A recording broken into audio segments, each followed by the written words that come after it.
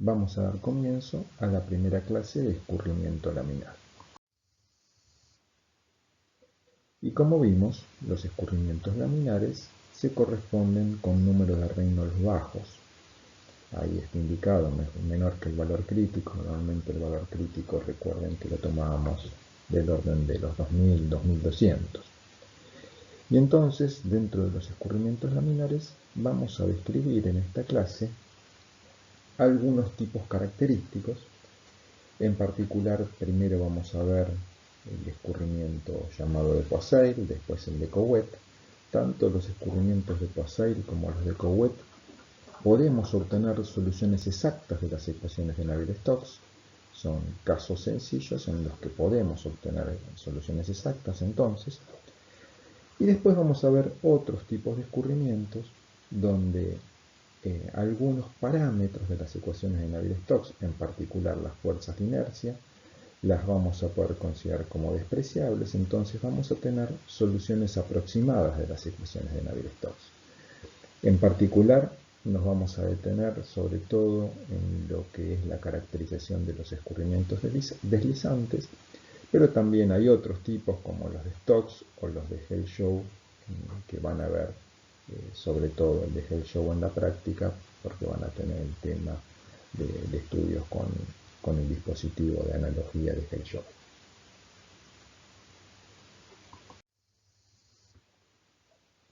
Pero comencemos entonces con el caso más sencillo, que sería el de un escurrimiento laminar en un tubo cilíndrico de sección circular. A este tipo de escurrimientos es el que llamamos escurrimiento de Poiseuille. Y lo primero que vamos a ver es cómo podemos aplicar la ecuación de balance de energía a este tipo de problemas. Como siempre, definimos dos secciones, la sección de aguas arriba y la sección de aguas abajo. Evidentemente el flujo viene de izquierda a derecha y como consecuencia del escurrimiento vamos a tener una pérdida de energía siempre en los fluidos reales, ¿no? Entonces lo que hacemos, y como vimos en dinámica de los fluidos reales, uno puede plantear la ecuación de balance de energía, donde tenemos z más p sobre gamma más el coeficiente de Coriolis por la velocidad media al cuadrado sobre 2g para una sección, va a ser igual a los tres términos en la segunda sección más la pérdida de energía que uno tiene entre ambas secciones. Ahora, para este caso particular, es evidente que como tenemos una sección circular que se mantiene, por continuidad las velocidades tienen que ser iguales, con lo cual podemos eliminar los términos de energía cinética y podríamos plantear la pérdida de energía entre ambas secciones en función de la caída de energía piezométrica. Hasta ahí hemos hecho un planteo del balance de energía, nos da alguna solución para la pérdida de energía, pero en realidad, salvo que uno pueda medir todos estos parámetros, la pérdida de energía la desconoce. Es por eso que para el planteo de la ecuación de Poiseuille vamos a aplicar la ecuación de cantidad de movimiento en un pequeño cilindro de área diferencial en el interior de nuestro tubo y vamos a ver cómo podemos ir obteniendo progresivamente las expresiones para todos los parámetros hidráulicos. Si bien ahora vamos a aplicar la ecuación de cantidad de movimiento, es evidente que uno podría llegar al mismo resultado partiendo de las ecuaciones de Navier-Stokes. ¿Por qué? Porque obviamente las ecuaciones de Navier-Stokes es la aplicación de la segunda ley de Newton para el caso absolutamente general. Como vimos antes, la ecuación de cantidad de movimiento también es la aplicación de la segunda ley de Newton. Lo que pasa es que aplicando determinadas hipótesis.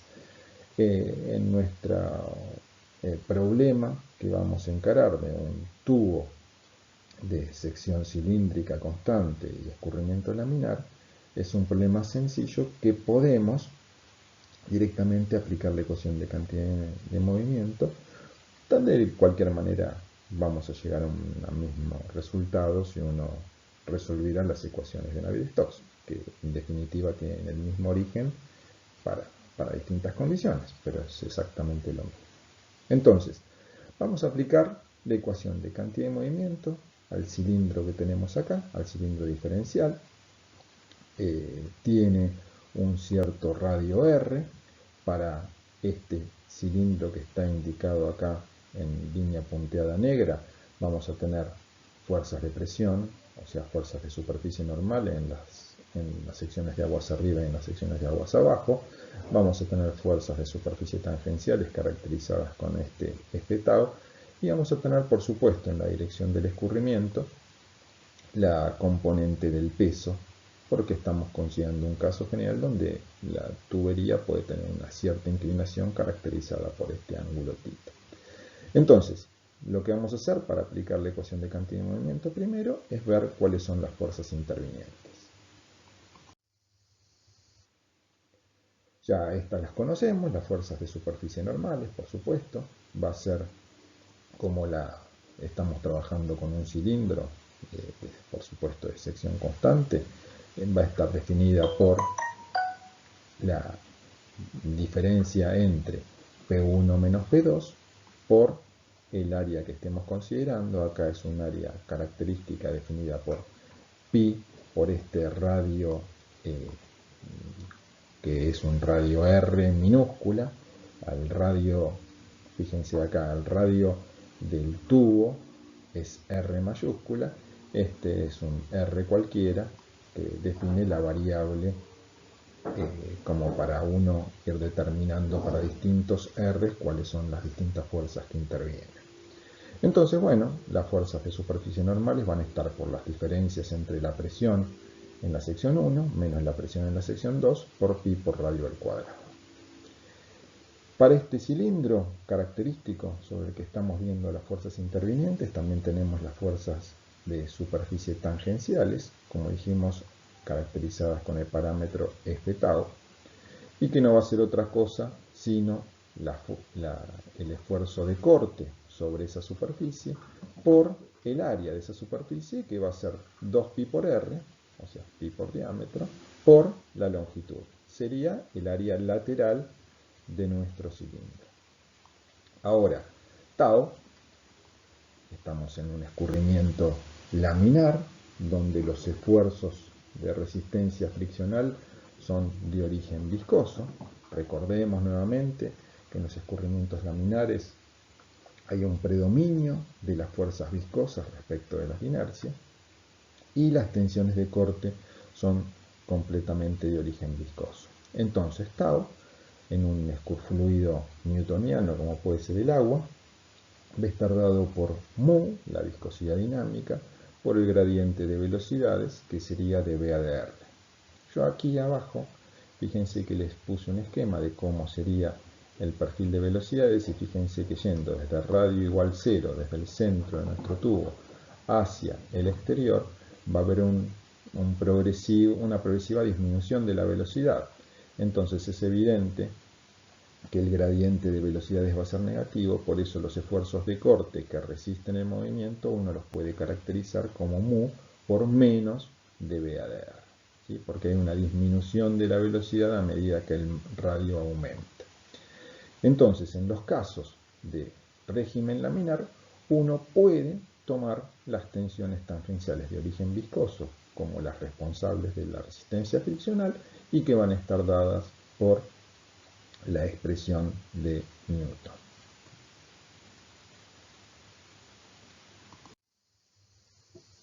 ¿Qué otras fuerzas nos están faltando?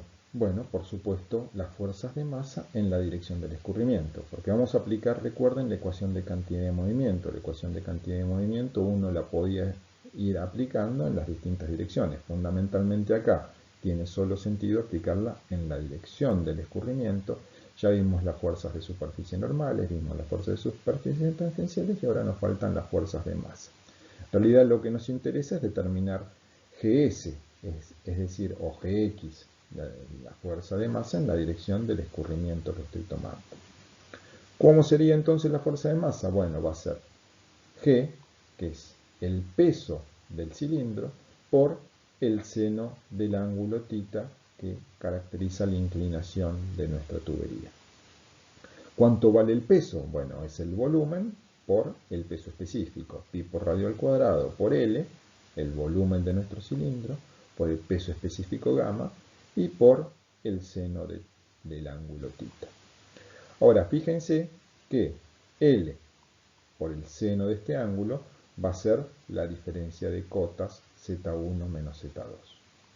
Entonces, en definitiva, uno puede poner que G seno de θ, que es la componente del peso en la dirección del escurrimiento, va a ser pi por radio al cuadrado por gamma por la diferencia Z1 menos Z2. Entonces tenemos todas las fuerzas. Podemos plantear sumatoria de fuerzas. Y sumatoria de fuerzas va a ser igual a ¿qué?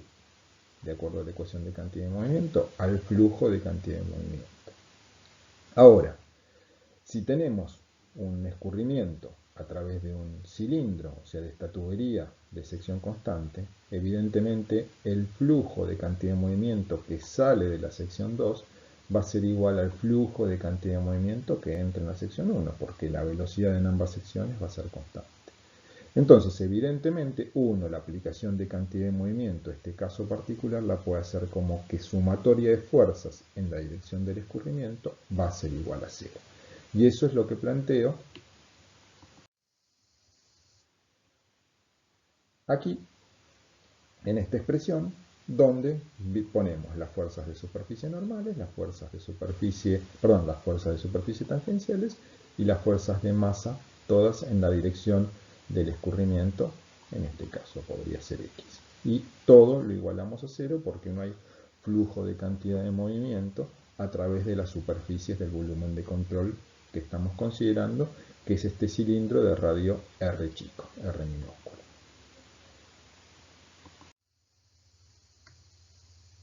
Ahora, partiendo de la ecuación que habíamos visto recién, sumatoria de fuerzas igual a 0, y dividiendo por gamma, por pi, por el R chico y agrupando los términos, uno puede expresar que R por lo que habíamos visto en la primera o la segunda diapositiva de esta clase, donde habíamos visto que la diferencia de energías piezométricas es la pérdida de energía, entonces uno puede reemplazar todo este término por la pérdida de energía entre ambas secciones, va a ser igual a menos la longitud que hay entre ambas secciones, la longitud de tubería entre ambas secciones, por la viscosidad dinámica sobre gamma, por el gradiente de velocidades de BDR. Y uno puede despejar de aquí entonces el diferencial de velocidad y nos va a quedar que el diferencial de velocidad es igual a menos gamma por J sobre 2L mu por R diferencial de R. Y acá, para uno conocer cómo es la distribución de velocidades, simplemente procedemos a plantear la integral y a resolver esta integral.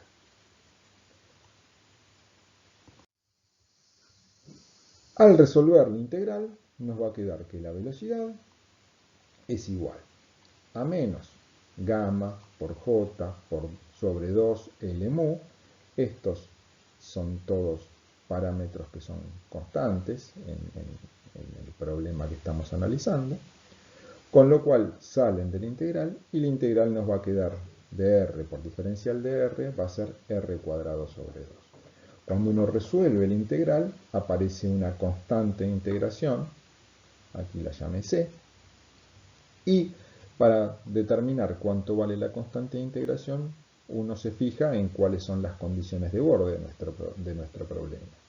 Y uno, por ejemplo, sabe que cuando R es igual al R mayúscula, es decir, cuando el radio es el radio de la tubería, la velocidad es 0, porque sabemos que en la zona de contacto entre el líquido y el sólido, la velocidad es 0. Entonces, directamente despejamos, bueno, aquí vamos a reemplazar R por R mayúscula en esta ecuación y va a tener que ser igualado a 0, con lo cual sacamos el valor de la constante y finalmente, reemplazando el valor de la constante en la ecuación anterior, nos queda que la velocidad es gamma por J sobre 4L mu por mayúscula, sería el radio de la tubería al cuadrado, menos R al cuadrado. ¿Y qué indica esto? Que la distribución de velocidades va a ser parabólica, como ya nos imaginábamos, con un valor máximo en el centro, con un valor cero en el contacto entre el líquido y el borde sólido. Y en definitiva, si uno analiza esto, que en cada diámetro que uno esté analizando voy a tener esta distribución de velocidades, en el tubo circular, en régimen laminar, vamos a tener que la distribución de velocidades es un paraboloide de revolución. Como dijimos, valor máximo en R igual a 0. Entonces uno puede tener la velocidad máxima reemplazando aquí el valor de R como 0 y nos va a quedar que la velocidad máxima es gamma j por R cuadrado sobre 4L mu. Y reemplazando el diámetro, trabajando con el diámetro en lugar de con el radio, uno también puede tener expresada la velocidad máxima en función del diámetro y no en función del radio. ¿Sí?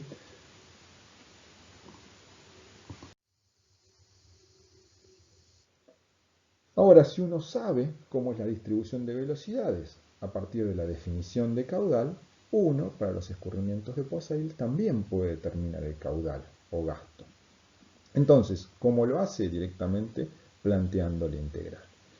Y si uno sabe que para cada uno de estos, de un radio cualquiera, uno va a tener un cierto valor de la velocidad, que como vimos en la diapositiva anterior era función del radio, o sea, en este diferencial de área que vamos a considerar, que es este aro rojo, que va a tener un área que es pi por diámetro o 2pi por radio por el diferencial de R, sabemos que la velocidad en cualquiera de estos puntos va a ser la misma. Entonces lo que hacemos es plantear el caudal como la integral entre 0 y R del área dada por ese aro que está indicado en rojo en la figura, que sería 2pi por R por diferencial de R, y multiplicado por el valor de la velocidad en correspondencia con ese radio.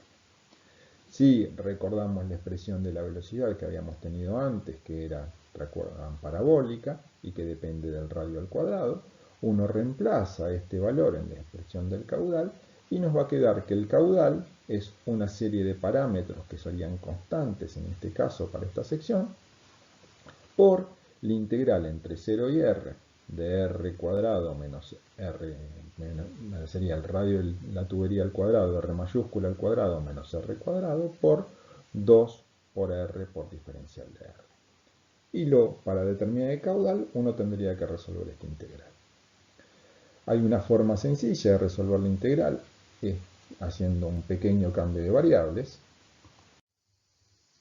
Acá se plantea, para resolver esta integral, el cambio de variables. Para eso tomamos una variable xi, que sería la diferencia de los radios al cuadrado.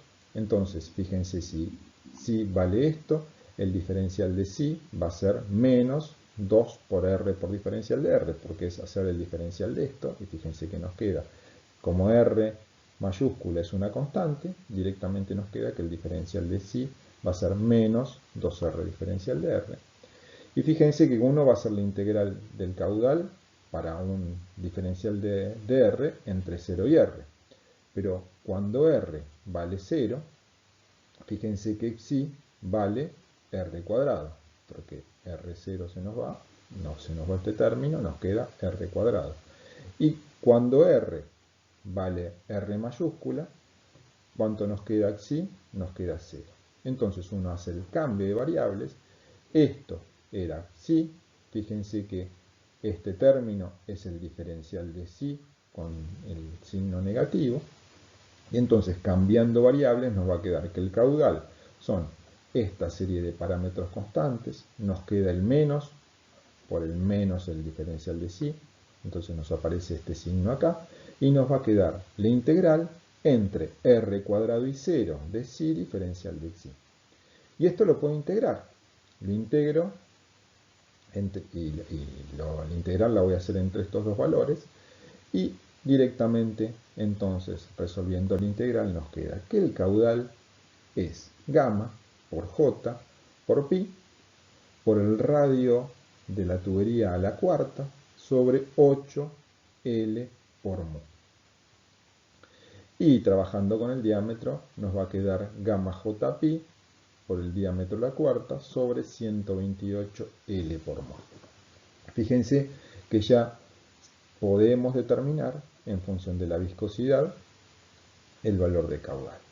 O al revés, si uno supiera el caudal, uno a través de conocer la longitud, el diámetro y la viscosidad, uno puede saber cuánto es la pérdida de energía en la tubería cuando está pasando este caudal. Siempre y cuando, por supuesto, tengamos el escurrimiento de Poiseuille, que es un escurrimiento laminar en un tubo de sección circular. Un parámetro interesante que siempre trabajamos es, como venimos viendo siempre, la velocidad media. ¿Qué es la velocidad media? Es una velocidad ficticia que es igual al caudal sobre el área. Y como el área es el área circular de nuestro tubo, uno puede expresar entonces que la velocidad media es 4Q sobre pi por el diámetro al cuadrado. Y como el caudal es lo que vimos recién en la diapositiva previa, reemplazando, directamente vamos a tener que la velocidad media es gamma j d cuadrado sobre 32L mu. Y fíjense que tenemos una ecuación que nos vincula velocidad con diámetro y pérdida de energía. En función, por supuesto, de la viscosidad, que es la que condiciona en los escurrimientos laminares el flujo y la pérdida de energía. Y si uno tiene esta expresión de la velocidad media y recordamos la velocidad máxima, vemos que la velocidad media es igual a la velocidad máxima sobre 2. Es decir, que este esquema gráfico es el que corresponde a los escurrimientos laminares en un tubo de sección circular. Fíjense que la velocidad máxima es el doble de la velocidad media que acá está indicada en color verdecito. Ahora, si uno toma esta ecuación de la velocidad media que obtuvimos recién y en lugar de despejar la velocidad, despejamos la pérdida de energía, podemos ver que la pérdida de energía en tubos donde tenemos un flujo laminar va a ser igual a 32 por la viscosidad dinámica, por la velocidad, por la longitud del tramo en el que tenemos esa pérdida de energía J, sobre gamma por el diámetro de la conducción al cuadrado. Y esta es la fórmula de Poiseuille para determinar la pérdida de energía en una tubería cilíndrica donde tenemos un escurrimiento laminar. Como habíamos visto en clases anteriores y habíamos dicho, normalmente cuando uno plantea la ecuación de balance de energía, el problema de la ingeniería es determinar cuál es esa pérdida de energía entre las secciones que uno está planteando el balance de energía. Bueno, a través de la fórmula de Poiseuille para una tubería, uno puede determinar en forma teórica cuál es el valor de las pérdidas si uno tiene un escurrimiento laminar.